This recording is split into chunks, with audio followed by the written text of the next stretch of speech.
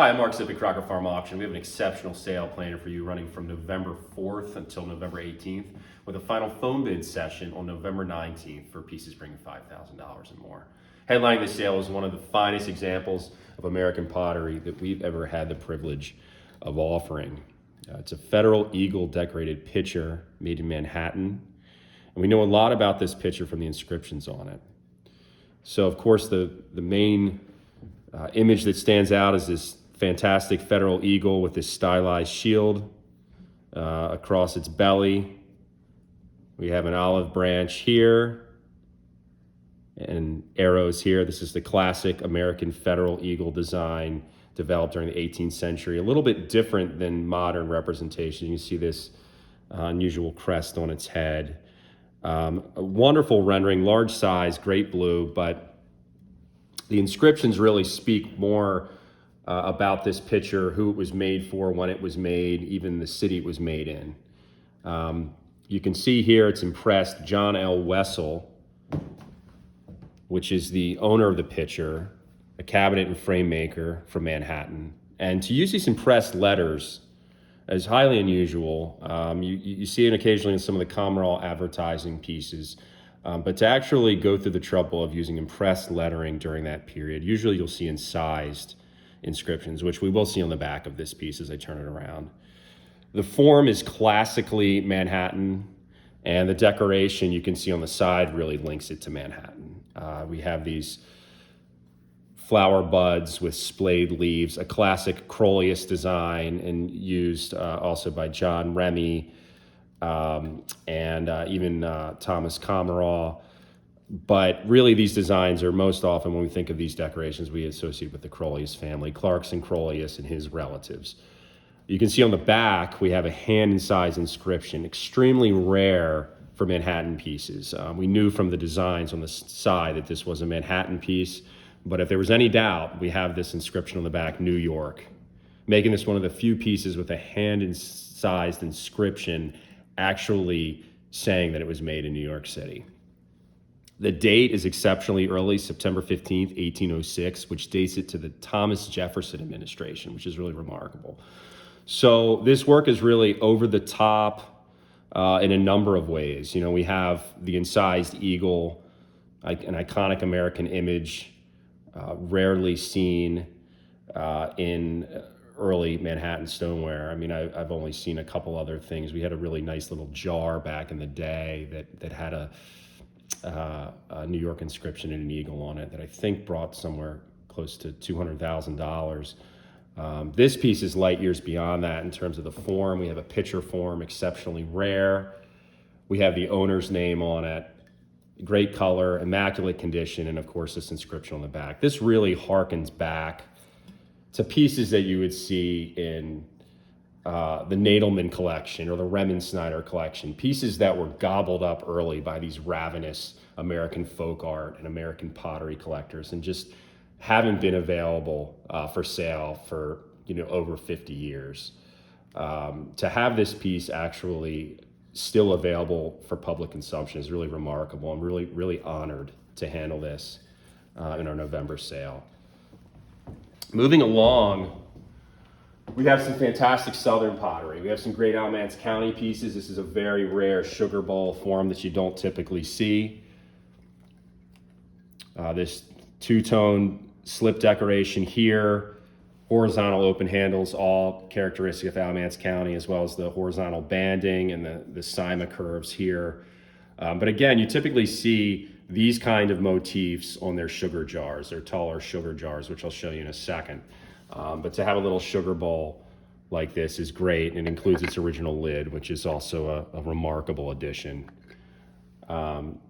Some damage on this piece, old restoration of the handles, and damage here, of course, but to have anything like this intact, surviving in any form is remarkable. Moving along, we have an Alamance County sugar jar, like I just spoke about. Classic decoration from that region, slip-trailed vertical vine decoration with these stylized leaves coming off of it, decorated handles, this tall vertical foliate device here, This piece appears a little bit later than some of the jars that you see from the St. Asaph's tradition, from the Loy and Albright families. Possibly Solomon Loy.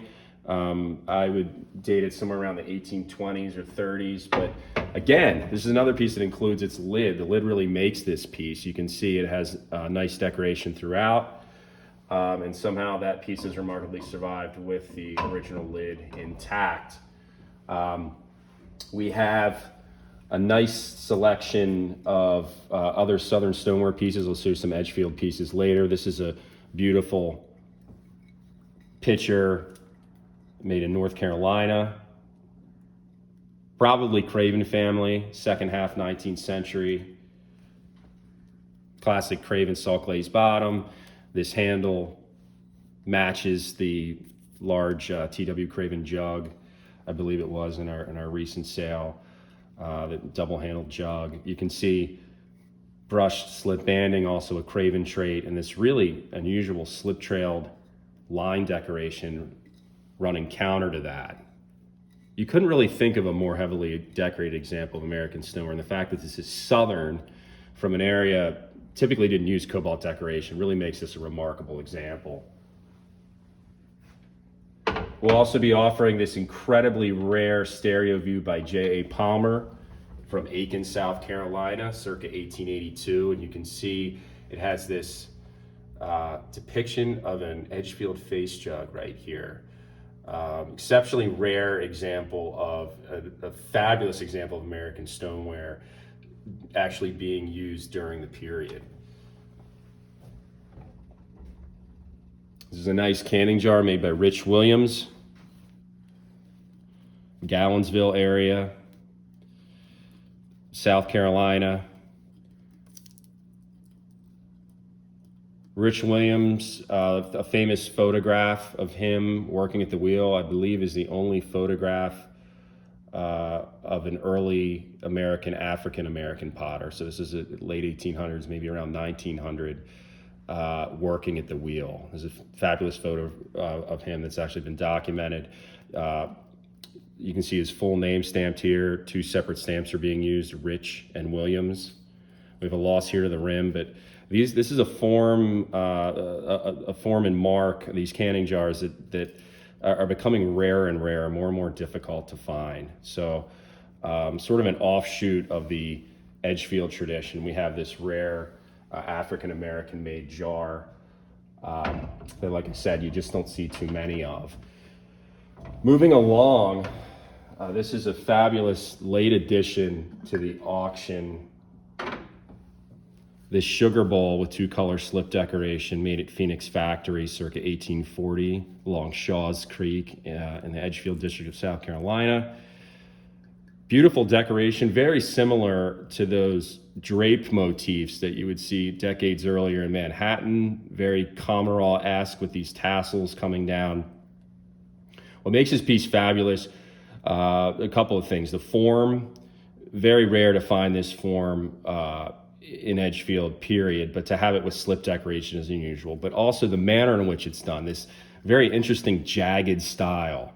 It kind of runs counter to what you normally see from Thomas Chandler, who probably decorated this, which are normally these free-flowing curved drapes. So this zigzag style, it's very expressive, very unusual. And again, third piece I've talked about so far, retaining its original lid. It's a very rare thing. We're making it look common, but for this to actually include its original lid is remarkable. So a really exciting piece, both in form and decoration, from an earlier period in Edgefield. We have some interesting Anna pottery pieces in this sale, including this frog mug. This is one of the best frog mugs we've ever had. Inscribed Chicago Swell, 1876, nice centennial date. And of course the impression Anna, Illinois, which you just don't see on their work very often at all. The interior has the classic Anna frog with original cold paint. You can see it's got that green and black paint on it. So this piece really survives in immaculate condition. It's also salt glazed, which you usually don't see on these. There are some salt glaze examples, but typically you see these in just an Albany glaze.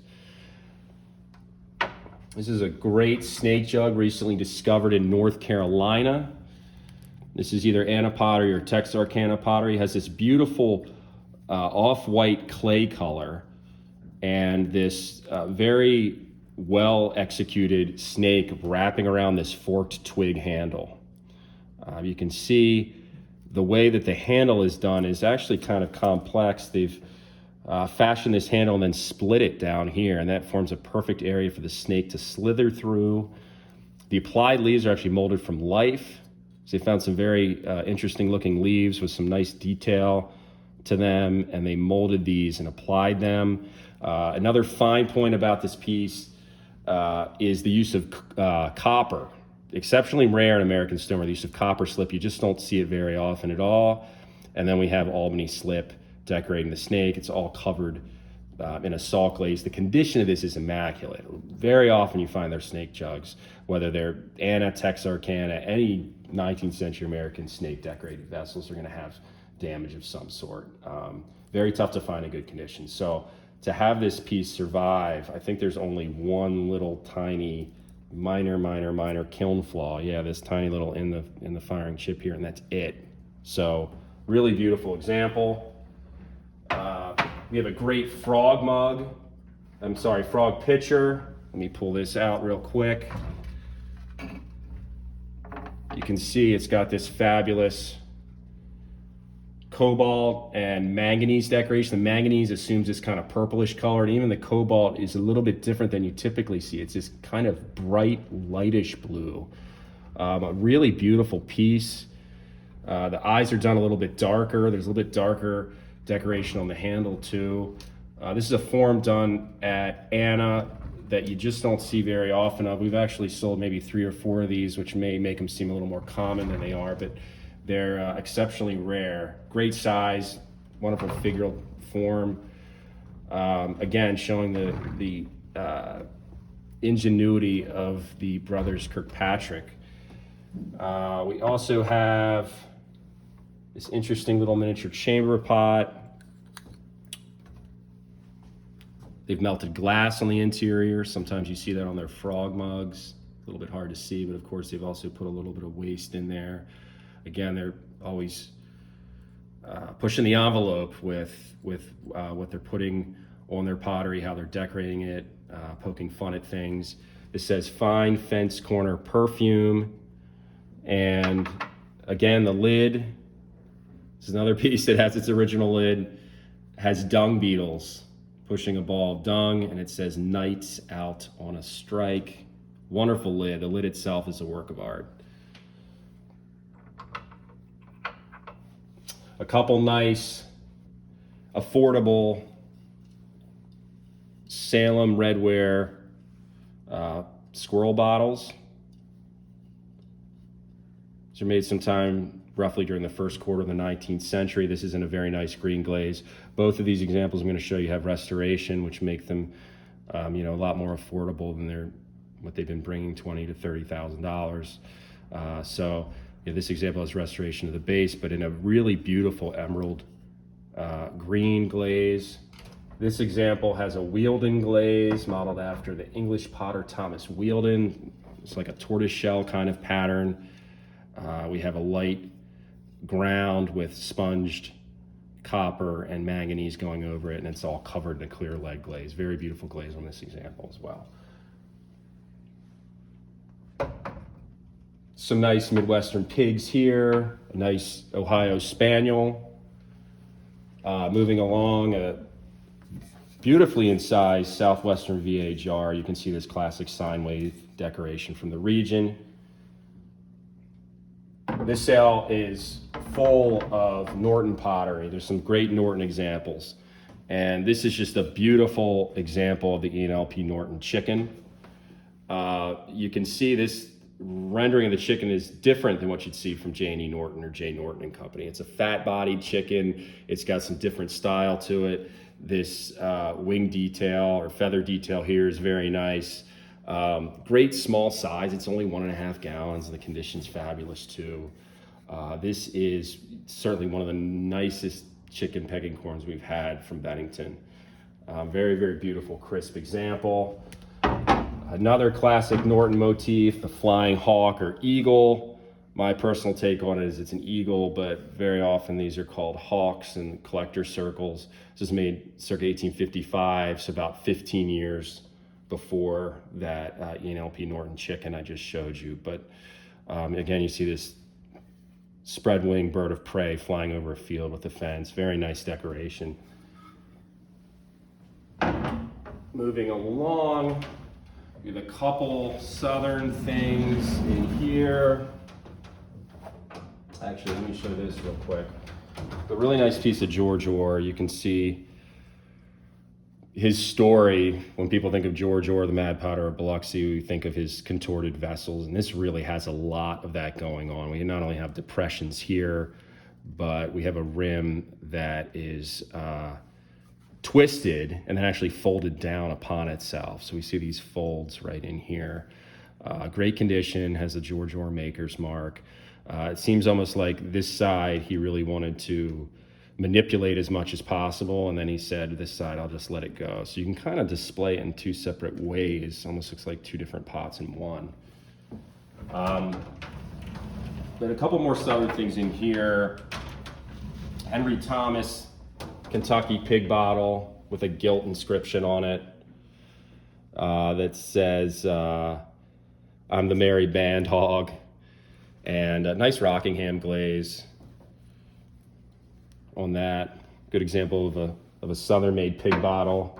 A Rourke Texas jar. You don't see very many signed Texas pieces out there. Texas pottery is certainly something that's been on the move among collectors recently. Interesting use of kind of smeared slip throughout, if you can get that in the shot. Really cool piece. Two classic Central PA motifs here. This beautiful Evan R. Jones batter pail, the Man in the Moon, combining an iconic decoration, really beautifully executed on a fabulous form. So people love these batter pails, and you very rarely find batter pails with Man in the Moon designs. The reverse has this nice wreath. But then going along with that, I mean, the size is remarkable. 2 gallons you just don't see very often at all, and the color's fabulous too. So really, really nice example. This is probably the best example of Evan R. Jones stoneware that we've ever had.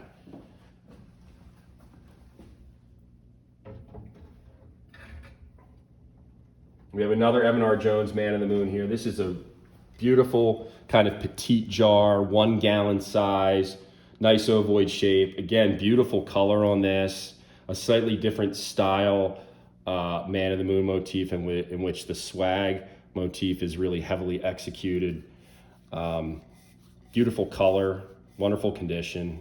Both these are very rare examples, and really great works of a Cowden motif that traveled north, and they really complement each other nicely.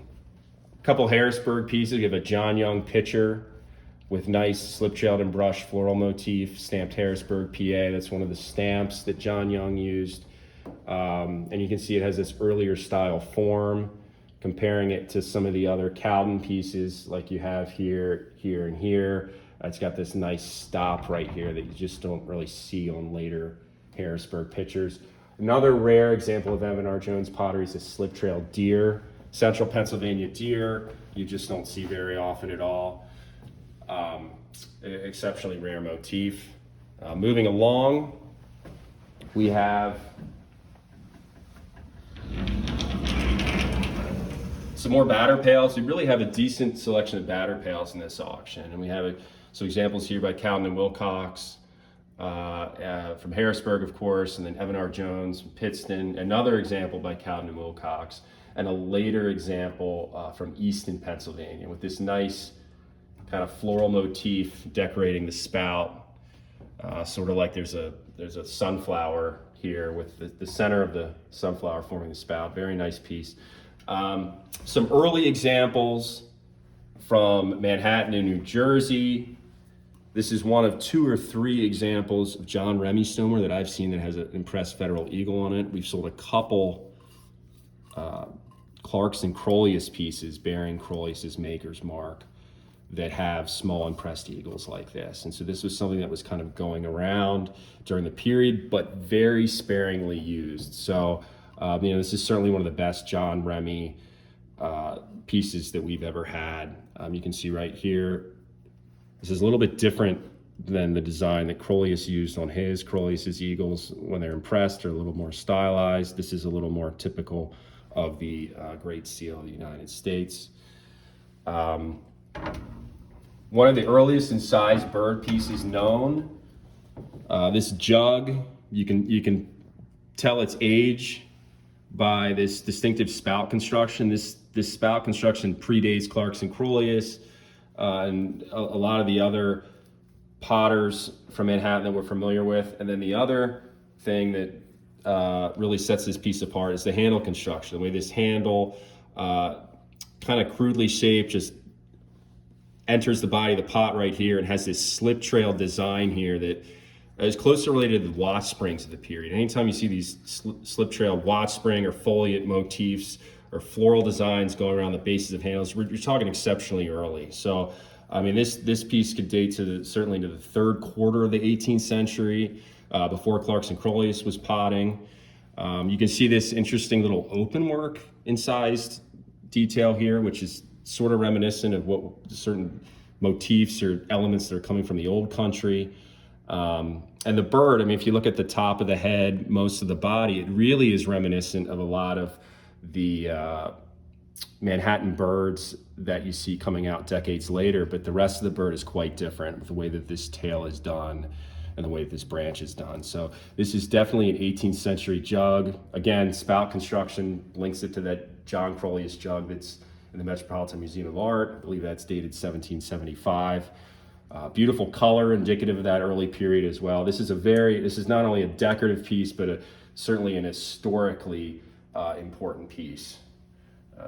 Another historically important work is this vertical handled jar, boldly incised HK for Hantiel Kemple, the Ringo's New Jersey potter. This was made towards the end of the 18th century. So again, as with this, we're talking before stoneware really started getting going in America. This is, shortly post-colonial. Vertical open-handled form, excellent tooling here.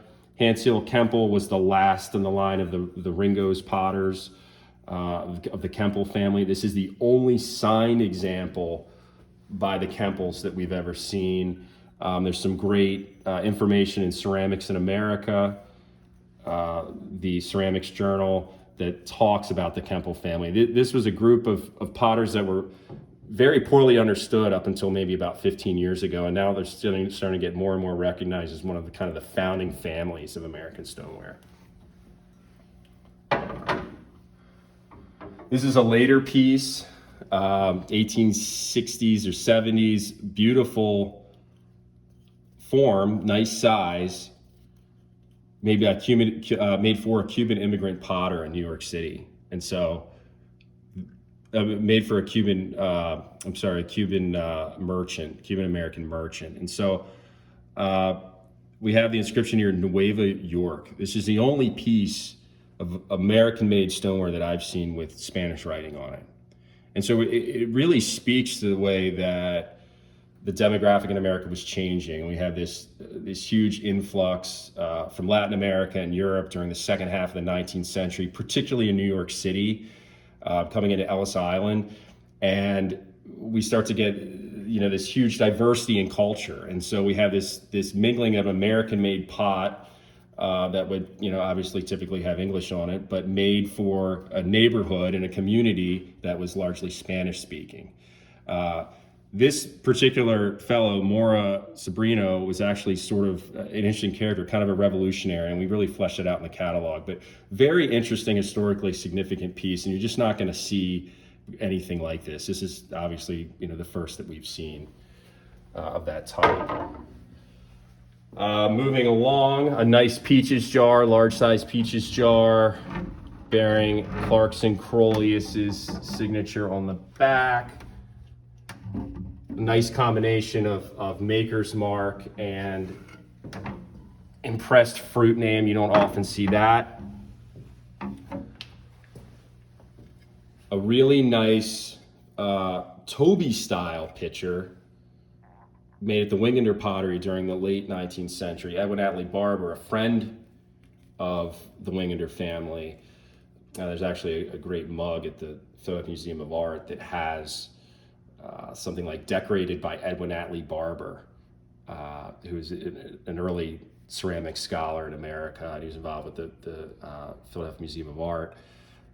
It's interesting because it's during the kind of the end of salt glaze stoneware production. So he actually went to the Wingander Pottery and decorated a mug. So he documented what they made very, very clearly. And this is in his early book, Barber's early book, I believe from something like 1906 on salt glaze stoneware, described as a Wingander piece. And it really, clearly is with this coggling and the color. But it's an exceptionally rare form. The only examples I've seen are in that book. And this, of course, is an English-inspired form. We have the figure holding a pitcher and a cup. Wonderful detail to the hair that you don't typically see. And the tricorn hat, you very often see this form in Rockingham and that sort of thing. But to see it in salt glaze stoneware and actually have the ability to attribute it to specific pottery in America is highly unusual. Really, really a wonderful piece. And you can even see right in here, there's this stippling on the cuffs, there's impress buttons, there's some other handwork involved that's not just molding. So a really special piece, one of the best pieces of Wingander that we've ever had. Another molded piece, this is a D&J Henderson piece. Jersey City. This is about as refined as stoneware got during the 19th century in America. We have a lot of classical motifs going throughout. Rare form. Moving along, with an excellent selection of Remy pottery. Beautiful little pitcher, Richard Remy, probably about 1870 or so. Great size, pint size. Excellent condition, has a little chip here, but other than that, really, really sweet little piece.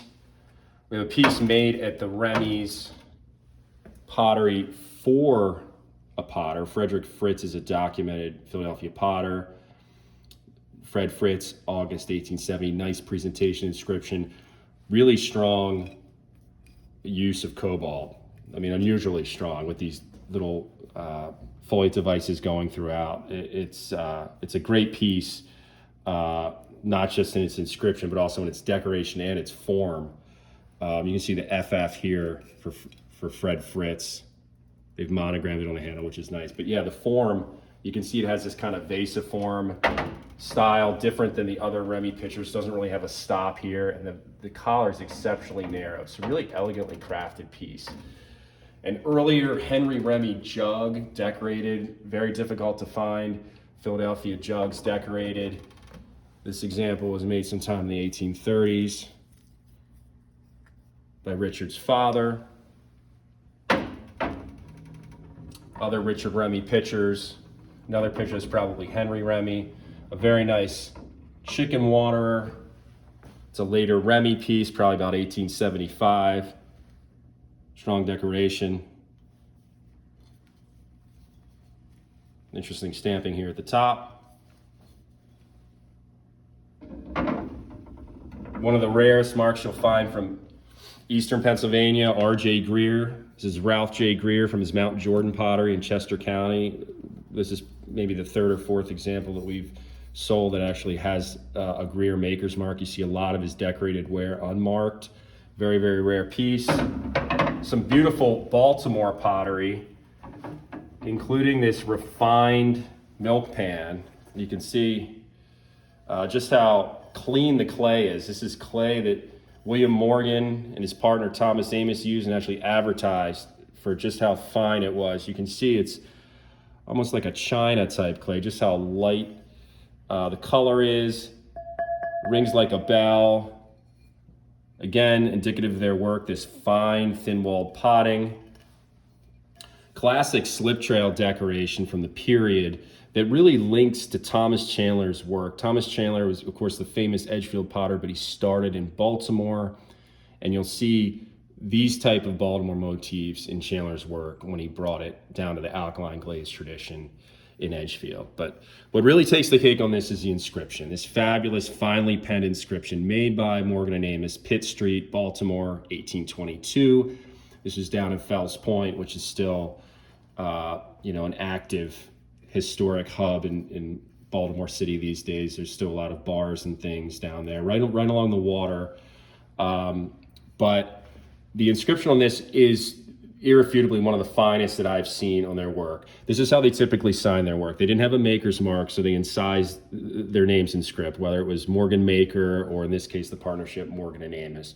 But this inscription is just fabulous. I mean, this is a work of art unto itself. This is one of the rare examples of American stoneware that I think you could display like this or display like this. Moving along, an exceptionally rare David Parr flask. You can see here it says May, and then David Parr, and then David Parr, and then a date. Exceptionally rare form from Baltimore. You don't see too many flasks that have strong cobalt decoration from Baltimore, but to have a piece signed by David Parr, the only other pieces you're going to see signed by him are pieces bearing the mark Parr and Berlin, which was a partnership that he had with a man named James Berlin from the 18 teens into the early 1820s. This is the only hand-signed example of David Parr pottery that we've seen. This might have been his personal drinking vessel. For whatever reason, he felt the desire to inscribe his name on this. He was a very important potter, almost like the Kempels. Not many people have thought much about David Parr, knew much about him 20 years prior to now. But David Parr was really responsible for bringing these beautiful, heavily brushed tulip motifs throughout the Mid-Atlantic and down into Virginia. His nephew, David Parr Jr., ended up working in Richmond and using those same motifs. So this was one of the kind of founding fathers, if you will, of the Mid-Atlantic style of pottery. So to have a piece of this rare form bearing his own inscription, his own signature, it's really a remarkable example. A couple other interesting Baltimore pieces. This nice 1840-ish jar in size Baltimore, possibly David Parr Jr., exceptionally rare. And this bottle, one of the earliest Baltimore bottles known. Salt glazed with a really rare Albany slip dip you don't see in the Mid-Atlantic generally for cologne. Moving along, we also have some rare New Jersey molded pitchers. You can get those down there. Our next case, we have a nice selection of Redware, headlined by this fabulous flower pot made by Absalom Bixler with applied bird and floral decoration. The birds are applied in a light colored clay, which really make this piece pop against the iron-rich clay ground. Applied floral motifs here, and the interesting use of cobalt, which you very rarely see in American redware. The inscription reads, Abs Bixler to his wife, Sarah, 1824. And this piece was made about 1850 and commemorates the courting of Bixler's wife, Sarah. There's only a handful of these known. This has you can see a Sotheby's Park Burnett label on the bottom. I believe it sold sometime in the late 70s, maybe at Sotheby's, but exceptionally rare. The mate to this, same inscription, same form, a little more damage, is in the Philadelphia Museum of Art. Just a really beautiful piece, very sentimental in its inscription, and the form's even unusual. It's a little bit, it's almost pan or bowl-like, very low form, but classic example of Pennsylvania German folk art. We have a couple interesting dogs here. This dog probably served as a spill vase and match holder. You see he's hollowed all the way through, which is really unusual. The inclusion of a hat, also very unusual. So in this begging stance, rearing up, placing his paws on a stump. You probably put spill in here and matches in here. Great condition, nice light clay color, a little bit of manganese here on the back. A more unusual, a little more elaborate example of a classic Pennsylvania form. It's a Pennsylvania Redware dog, again, following that same stamp decorated base style, a hand modeled dog on a oval base with stamping. This example has a basket with apples, nice protruding tongue here. You can see just how hard that is to do to carve that in there. Stylized floral motif at the center of the base. And this example is coated in a lead manganese glaze, survives in exceptional condition.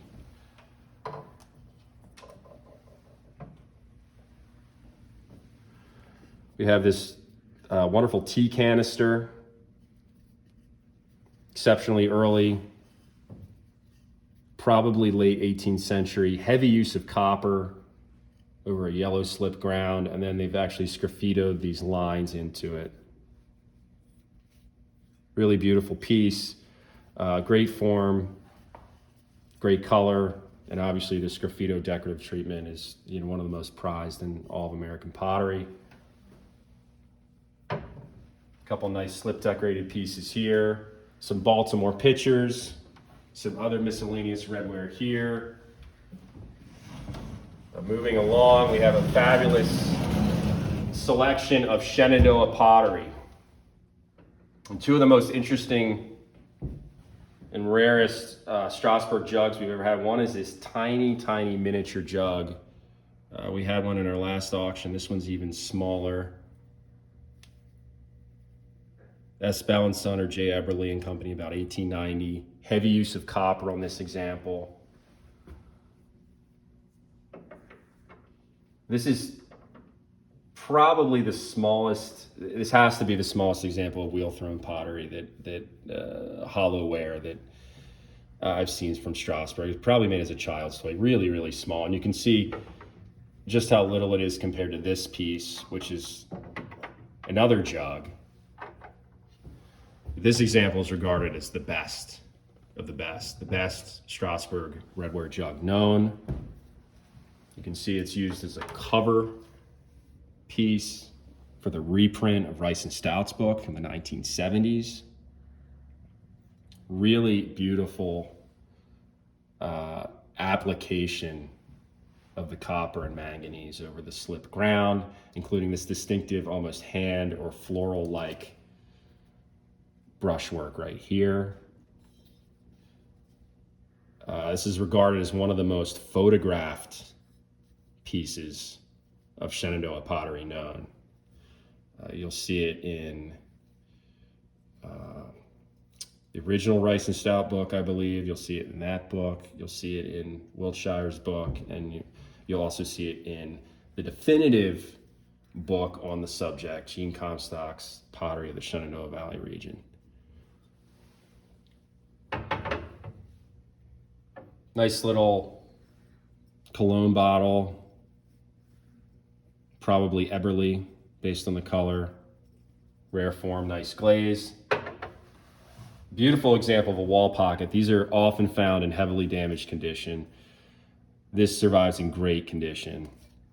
And really the only significant damage to speak of is this little wear on the tip of the bill.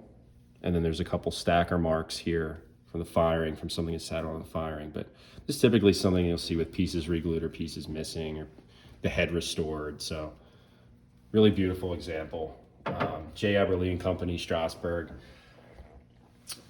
This is possibly the earliest example of Shenandoah redware or pottery in general that we'll ever offer. This is an iconic dish that's actually illustrated in Rice and Stout's book from 1929, made by Peter Bell.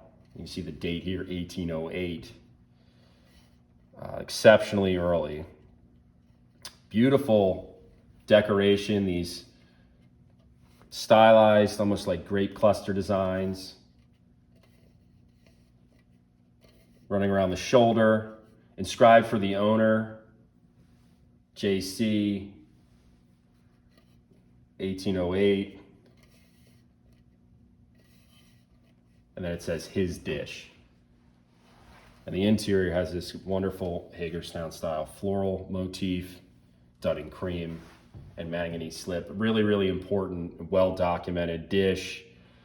And the history of this, I believe, goes way back. I think it's possible George Horace Lorimer owned this at one point. Yeah, actually, there you go, Lorimer, number 361. So part of an iconic American folk art collection. Really important piece. Some great Bacher pieces from Thurmont, previously called Mechanicstown, and Winchester, Virginia, including these vases signed J.E. Simons for Joseph E. Simons, and he was a pottery owner, the last owner actually of the Big Hunting Creek Pottery in Thurmont. Most of his pieces were made by Bacher. He worked there for a period somewhere around 1881, 83, somewhere in there. And you just don't see pieces with this mark. This J.E. Simons mark is exceptionally rare. We've only had maybe 3 pieces bearing this stamp. You know, even W.A. Lynn, that's a rare mark. Simons is even rarer. So these vases survive as a rare matched pair in exceptional condition, bearing a rare mark and strongly attributable to one of the leading master potters of the region, Anthony Bacher. It's a really, really important pair.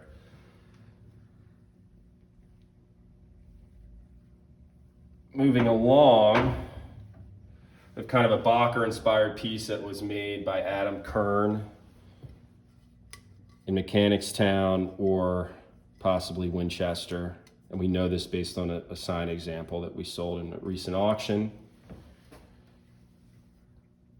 There's some nice small pieces. This pitcher, probably Bacher. Exceptional size. This bank. And a couple pitchers actually signed by Bacher. This one bearing his little mark, Bacher.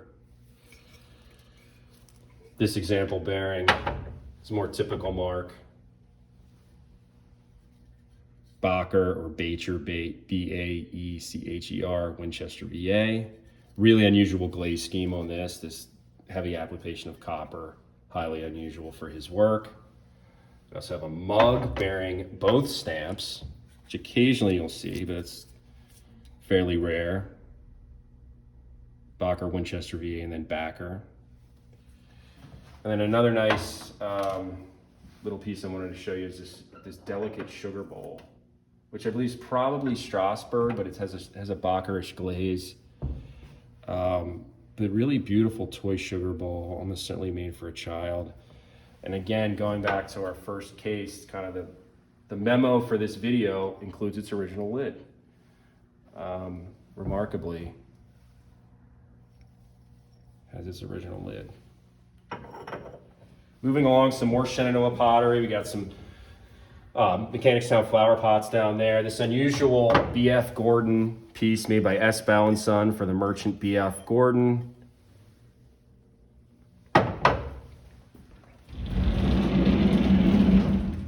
A rare early Norton piece with an incised bird. You don't see too many incised pieces by the Nortons.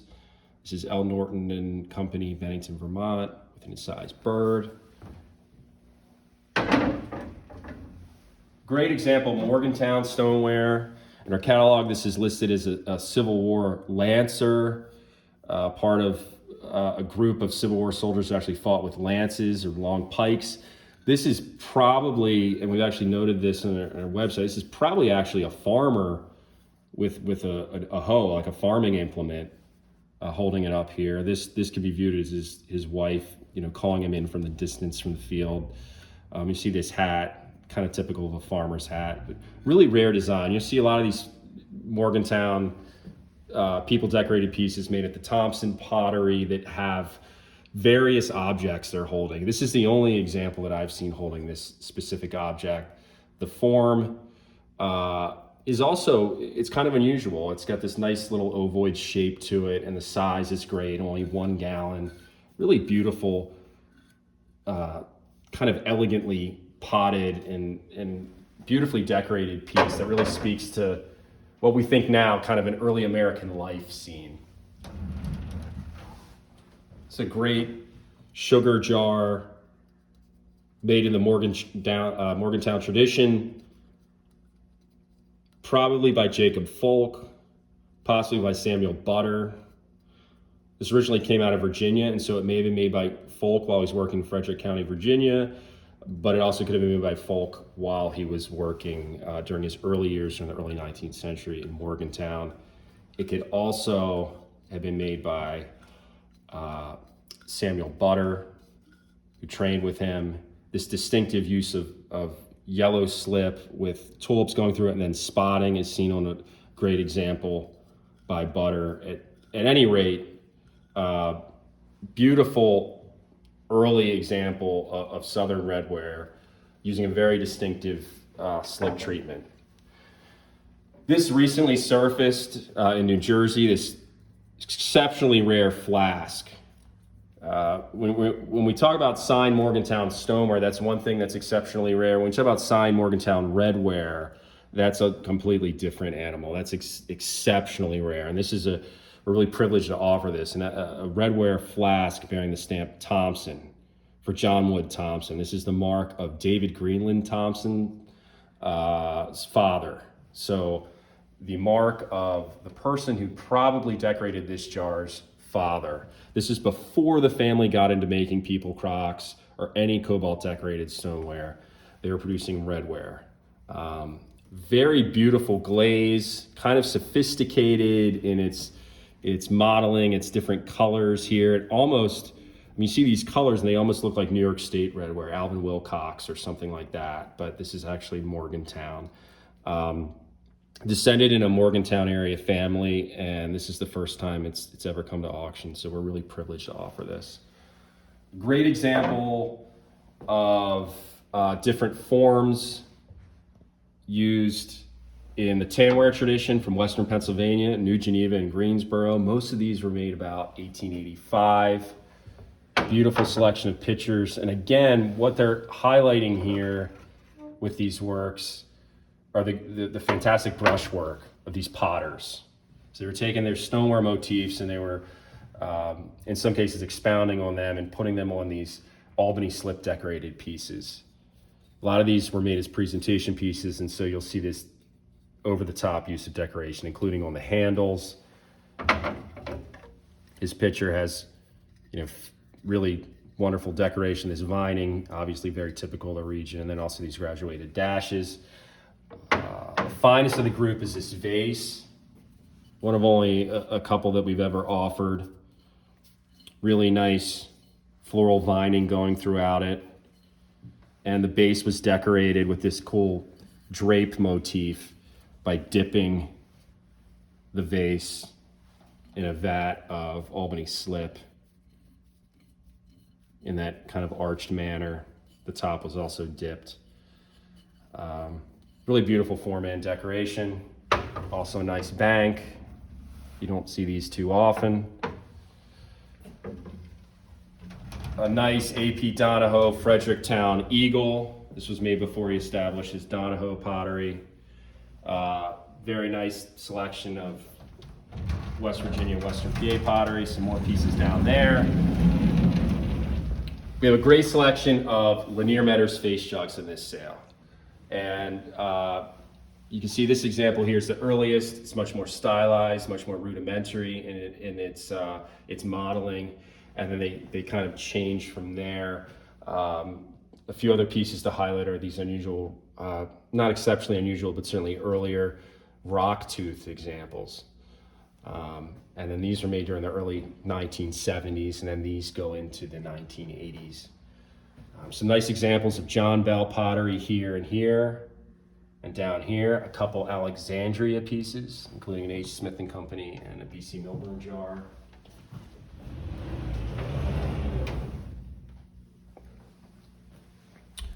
A Gemmel, very distinctive form to New Haven. For whatever reason, you'll find more Gemmels from New Haven than any other city in America. Still a rare form. There's not many of these that were produced there. This example has two incised birds, very nicely executed, slightly different, and then an R and a W, possibly for red and white wines or whatever the different liquids it held were. Selection of Bennington miniature jugs, some Bennington flint enamel, ST suit pieces, an early Liverpool pitcher with George Washington. It's the type of thing that would have been imported to America, with Boston frigate on it.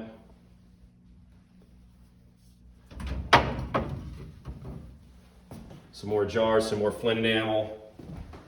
Moving on, we have a really exceptional selection of figural decorated pieces from the Northeast. This was made in Manhattan, New York, obviously very different than the Crolius and Remy things that we were talking about earlier. This was made decades later, circa 1870, and we start to move into this slip trail tradition. William McCoy, the pottery where this was made, it was exceptionally well known for doing bizarre, different figural motifs, whether they're animals or people doing different activities. He really was a master artist with the clay, using this as kind of a canvas for various different designs, some sort of political designs from the period and other ones that are just more playful animal motifs. In this case, we have this wonderful cow trotting through a pasture. Udders represented, we have horns, nice detail to its coat, great sense of movement to the design. The pine tree here in the distance. And it bears one of McCoy's works, one of McCoy's marks here at the top. Pottery Works, Little West 12th Street, New York. Sometimes you'll see different variations of that, but great size, great condition, and stronger blue than you typically see on McCoy's work. Another iconic New York State producer of figural designs was Madison Woodruff from Cortland. And he made this design known among collectors as the Goonie bird. This is a rendering of that Goonie bird. You see with this unusual top knot and this open mouth. Usually they're seen with a longer neck, but this is that motif done in sort of a smaller scale with this unusual wreath around it. This is the first we've seen with a Goonie bird including a wreath around it. Again, as that was a 6-gallon, this is a 6-gallon, great size, beautiful decoration, exceptionally rare. When you think of Woodruff, we think of his cat faces and we think of his Goonie birds. This is certainly a great example of his Goonie bird. When we think of the Norton pottery, we of course think of their deer designs. One of the most memorable, iconic designs in American stoneware is the Norton stag, the Norton deer. This you can see is the mark of Julius and Edward Norton, used about 1855, and this is the period, this is kind of their wheelhouse period where you're going to see lots of these wonderful animal designs. And those designs are attributed not to a member of the Norton family, but actually an immigrant potter, an immigrant decorator, James Hilfinger, who worked in New York State and up at the Bennington Pottery. And so with his skill mixed with their ability to produce pottery on a large scale, you'll see a lot of masterworks from this period. Really great pieces decorated with lions, in this case double deer, a male deer with a female deer, and sometimes they'll include other things. In this case we actually have a house included in the subject.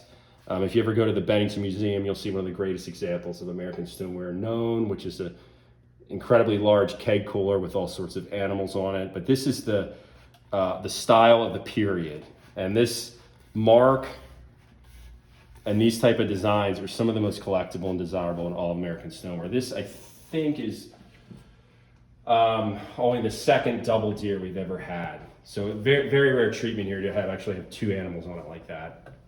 1857 wreath, again, J&E Norton, very rare. A really nice example of White's Utica pottery. Probably the best White's piece we've ever had, with a true peacock on it. So you'll see these different birds used in upstate New York and in Bennington, Vermont. They'll have these long tails, and it's very difficult to kind of say what they are. Most people say they're pheasants.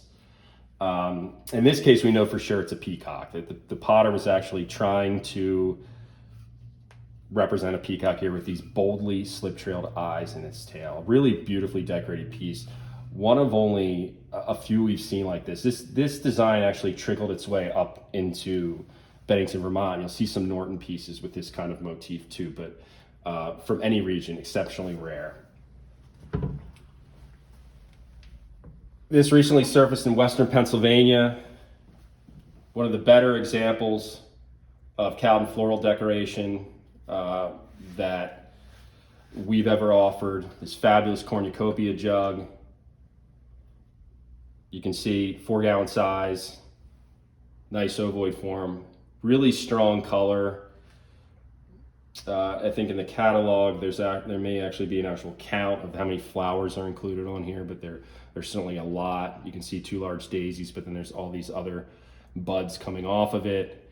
And then of course what really takes the cake is this scrolled cornucopia motif below it, making it one of a few Cowden cornucopias known. Really, really rare design from that city. If you took the cornucopia off, it would still be a fantastic piece, but this being included makes it an exceptionally important example from this prized Central PA pottery. So very excited to offer that. It's a completely new discovery. A beautiful piece. This is one of the greatest examples of slip trail decoration that we've ever offered. This wonderful phoenix bird, or possibly eagle decorated churn, made at the N. Clark and Company Potter of Rochester, New York. You'll see designs like this on later pieces made by John Berger bearing his stamp, and so we know that this was decorated by Berger. Beautiful piece. Really, words can't really express when you see this compared to other examples of American stoneware from the period, just how extravagant the design is, how lifelike the design is, how there's a sense of motion, a sense of life to it. You can see the color is exceptional. The size of the design is remarkable. This is really very much like artwork, as in a painting in clay. We really don't have enough superlatives to describe what John Berger was doing during this period and during the Harrington-Berger partnership, and then during the period of his own pottery, John Berger. He was an immigrant potter from the Alsace area of France, and his designs typify the very best of American slip trail decorations. While Norton designs done by Hilfinger are fabulous in their own right, they have a more stylized appearance.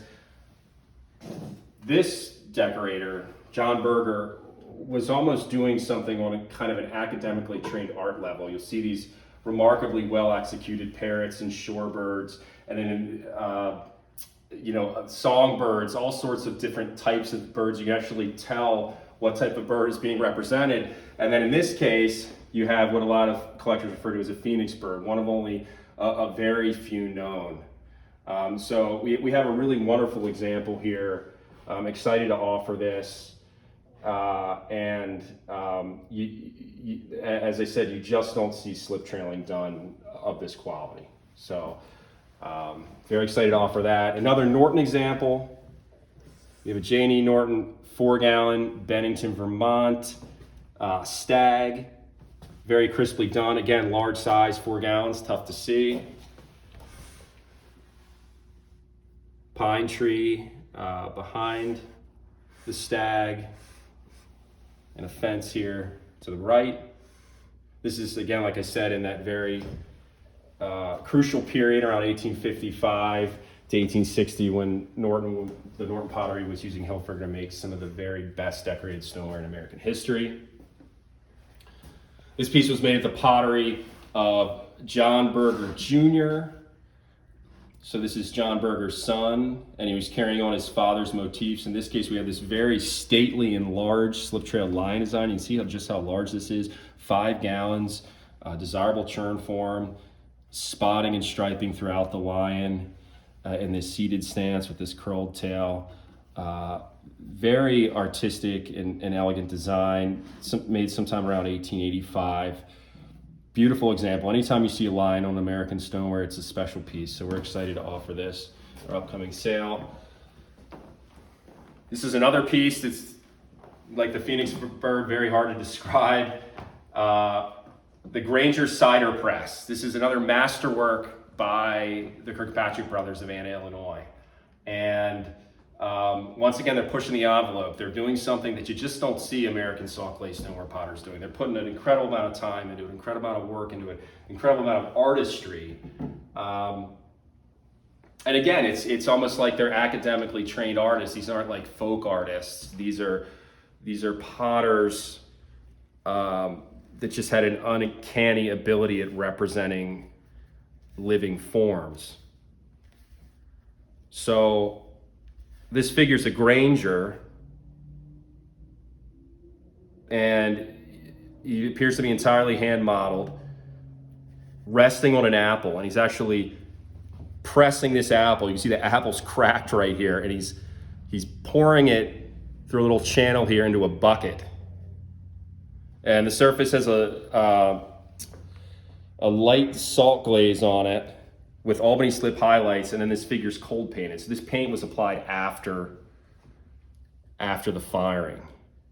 But the image we have here is this Granger's pressing this apple. He's, crushing it under his weight into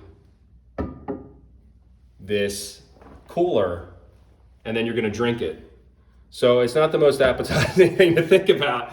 But then again, they press grapes with feet in France. So, but anyway, he's draining this apple juice into this cooler to produce this Granger cider press, and we have this very sophisticated handle construction on this stump form cooler below.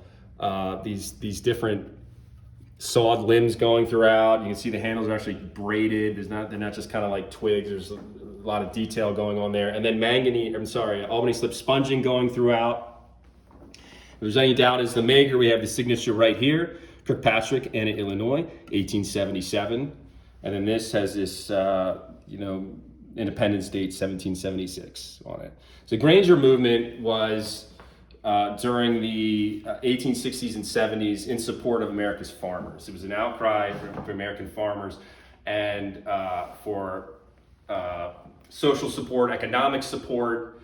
And there was a time during the period where Grangers were really fighting to have lower railroad shipping rates and lower grain storage rates. And so Brandt, our intrepid researcher here, really kind of came up with this understanding of it, that it's probably talking about the Grangers literally pressing the federal government for money and support. And so we have that in this metaphor used for he's pressing the apple into here. But the grandeur of this is the best American stoneware lid that I've ever seen. I don't think anybody's going to see a stoneware lid better than this. And the form also, of course, being a cooler with all this detail is very nice. So again, another Anna masterwork. They probably produce more masterworks than any American potting family, but very excited to offer it this in the auction. Moving along, I'm going to do this kind of briefly. We have some really nice, again, Norton pieces. This is one of the best pheasants that we've had. It's a fat-bodied pheasant, unusually elaborate stump here, great blue, thicker than usual tail. Great example. I don't think we'll offer another one with this specific rendering of a pheasant ever again. A very nice songbird in a stump. You typically see the pheasant on the stump for Norton products. To see that songbird that they normally just have on a branch included on the stump, exceptionally rare. This may be the first that we've seen with that combined image there. A beautiful flowering urn. You can see just how thick the cobalt is on here. It's like enamel. Really, really beautiful piece.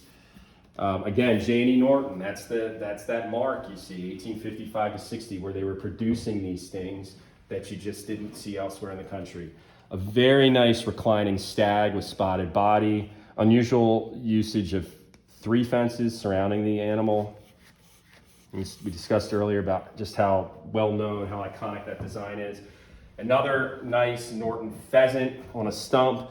Great color, crisp slip trailing. This has an exceptionally long tail. Really good example of a desirable Norton motif.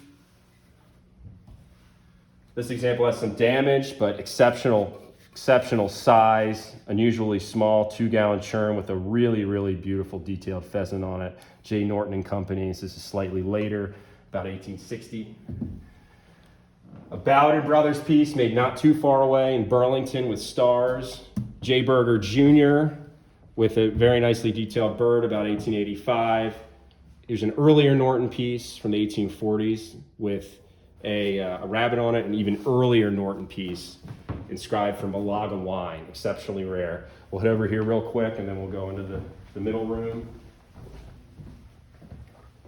A rare Ohio keg. The top-hatted man and an incised fish. Nice small size. Nice usage of 2 different incised motifs. One of the best pieces of Easton stoneware we've ever had. Easton, PA, of course, the potters Daub and Harris. They produced some interesting sunflower decorated pieces, some nice batter pails and pitchers and other forms came out of that region. This is actually a water cooler inscribed ice water. It bears Daub's maker's mark, T.G. Daub, Easton, PA. Great keg form. That's the only one we've seen like that. It's a very, very rare piece. A very rare example of Whately pottery, very collectible region. Thomas Crafts with an incised bird, and it's a cooler, exceptionally rare. S.R. Fulton cooler, again, a rare form. A nice glazier jar from the Nancy Shedd collection, bearing the mark H. Glazier, Huntington, PA. At one time had 2 open strap handles, 1 remains, but great form and size. A beautiful example of Pennsylvania gardenware. This is a George Wagner, Carbon County, PA pedestal-based cooler. You can see this top actually comes off. And this was wheel thrown upside down into a dome. And then it fits right on there. Exceptional size, beautiful glaze, very much like the multi-glaze that was being used down in the Shenandoah Valley during the period. Some rare southern pieces, including a Kesey and Parr Richmond pitcher, a really early Strasbourg pitcher, probably by Philip Byers, with a very rare raised face capacity mark, beautiful decoration, one of the most heavily decorated Strasbourg pitchers known. An extremely rare horse with rider jar made in Baltimore, about 1830. Has a Parr-inspired floral motif on the back. To have this designed by any potter from any region is obviously exceptionally rare, but to see this from the Mid-Atlantic or South is exceptionally rare. Nice Smith jar. Moving along, some interesting southern pieces, including a Colin Rhodes attributed jar from Shaw's Creek, Edgefield District, South Carolina. A really nice upstate South Carolina jar. It's highly important because it actually is the only hand-incised piece of Welchel stoneware that we've ever seen. You can see Samuel Well, W-H-E, and then I believe E-L here. For some reason he applied the handle over the inscription. An earlier form and an earlier glaze than you'll typically see. This is really strongly Edgefield inspired, and it may be some kind of apprentice piece or exceptionally early piece made by Samuel Welchel. This is the typical type of Welchel pottery you'll see that's later, and it really relies on these stenciled motifs for its decorative treatment. You won't see these kind of ovoid forms, these almost, they look exceptionally early, although they can't be, ovoid jars that harken back to the 1820s and 30s in Edgefield. Nice Boston jar with a fish, nicely decorated Ohio jug with a figural design. Some really nice floral decorated pieces, including this Cowden jug, that huge leaf, 2 flowers on it, beautiful piece. 2 Stetzemeyer jugs that make a nice pair. 2 rare pieces of incised stoneware, including this Israel Seymour and Son with an incised man's bust. And a nice S-Hart bird from Michigan. Moving into the far room here.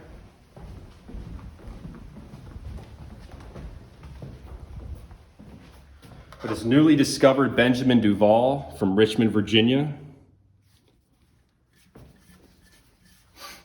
Somewhere around 1810 to 1820, really, really rare mark. This is only the second piece of signed Duval pottery that we've ever had. The first one was actually in our very first sale in 2004. You see this very distinctive handle construction with these impressed terminals. Duval's work is the first cobalt decorated stoneware produced in the entire state of Virginia. Really historically important piece. Some beautiful southern pottery I'm about to show you, including this Chandler jar. This is Thomas Chandler, about 1850, Edgefield District, South Carolina. Alkaline glazed surface, really beautiful. Look at these runs, really, really beautiful blue-green runs throughout. And then this looping slip-trailed iron slip decoration.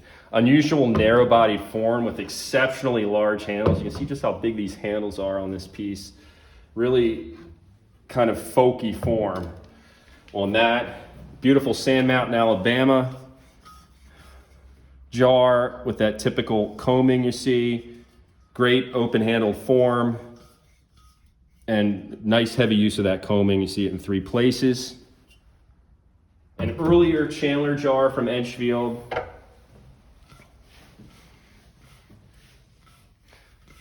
This is probably Phoenix Factory. You can see the use of iron slip decoration, and then it's overlain with slip-trailed kaolin to produce that drape motif.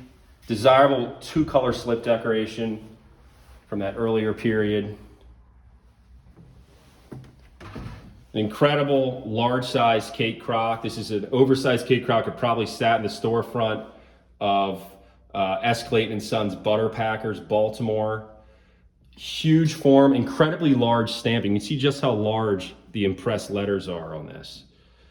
This was probably made by Linton in Baltimore, based on that fan-shaped floral motif. Really, really wonderful piece. In our opinion, the best example of Baltimore advertising known. I mean, it combines form, size, decoration, subject matter. And of course, the size of the letters are almost, I mean, they are a decorative treatment unto themselves. Very, very cool. Another very nice slip decorated Chandler piece. A Dave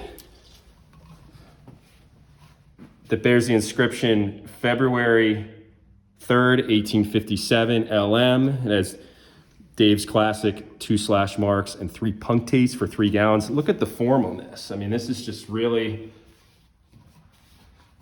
squat, fat, beautiful piece. Has some condition issues, but has a beautiful glaze. And again, that desirable David Drake inscription for Lewis Miles and a date. Working around here, we have, again, some very nice Norton pottery. Some Pennsylvania floral decorated stoneware. Kind of a mix of everything. This dead bird, very nice design. From Fulper. Some more birds. Western Pennsylvania stoneware mixed with some New England stoneware. A couple nice advertising pieces from Western PA. Very rare Jordan piece with a man hunting birds.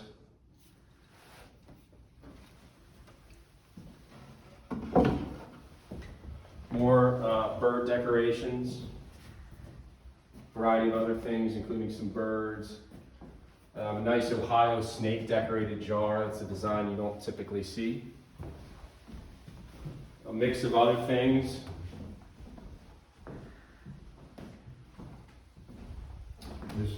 Moving on this table, we have some rare large size pieces, including a gin cooler with this beautiful yellow-brown slip decoration, a J. Stadden, Summit County, Ohio, 15-gallon cooler. Very nice Hamilton and Jones piece, classic use of freehand brushwork like we saw in that Stoneware earlier, and then mixing it with the stenciled maker's mark. And then last but not least, we have a great collection of Edgefield pottery coming up, including a couple nice LM jugs. Sized by David Drake for Lewis Miles. Classic Drake forms. Very ovoid. And they both exhibit that Dave two-tiered spout. This one more of a Celadon glaze against the rust ground, but again, we have LM on it. This jug here is marked Landrum on the handle, the only one that we've ever offered with that. And it was made at Benjamin Franklin Landrum's Pottery, where Dave worked, although based on the form, it probably is not Dave, but still an exceptionally rare example of signed pottery from the area. And last but not least, a great example of signed David Drake stoneware.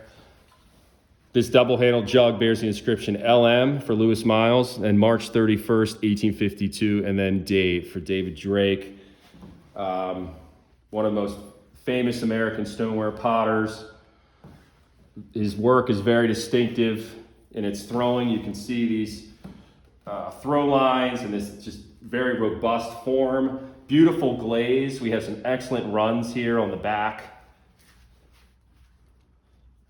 Nice gray-green coloration. This obviously has a loss to one handle and a loss of the spout, which is often incurred in Dave's work. It's the first time this has ever come up for sale. But these double-handled jug forms are exceptionally rare. There are only a few signed examples of double-handled jugs by Dave. You can see right here at the top, it's a large size jug. That's why they produce it with two handles. It has 5 punctates for 5 gallons. So this is larger than you'll typically see. And then a horseshoe as well incised. Beautiful example. Thank you so much for joining us. We really appreciate it. This was a longer than expected video, but we had a lot of great things to show you, and we're obviously very passionate about it. If you have any questions, you can reach us at 410-472-2016 to speak directly to a member of the Zip family, or reach us by email at info@crockerfarm.com. Thank you so much.